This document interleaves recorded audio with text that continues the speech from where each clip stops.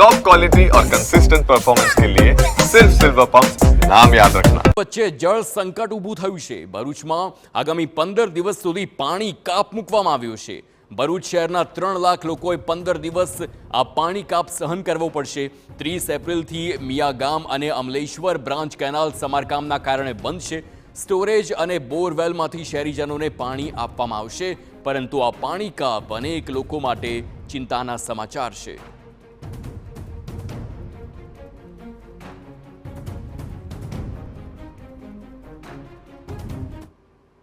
સરદાર સરોવર નર્મદા નિગમ limited દ્વારા જણાવ્યા મુજબ અમલેશ્વર બ્રાન્ચ કેનાલ તેમજ મિયાગામ બ્રાન્ચ કેનાલમાં રિપેરિંગની કામગીરી કરવાની હોય 30 તારીખથી કેનાલ બંધ રહેનાર છે, જેના કારણે ભરૂચની જનતાને તકલીફ ના પડે એ માટે ભરૂચ નગરપાલિકા દ્વારા માતરિયા તળાવમાં શક્ય એટલો સંગ્રહ કરી એ રો વોટરને ફિલ્ટર પ્લાન્ટની અંદર શુદ્ધ કરી અને પાણી પૂરું પાડવાનું આયોજન કરેલ છે। લોકોને તકલીફ ના પડે તે માટે હાલ જે 2 ટાઈમ પાણી અપાઈ રહ્યું છે તેમાં અમે દરરોજ 15 તારીખ સુધી 1 ટાઈમ પાણી આપીશું।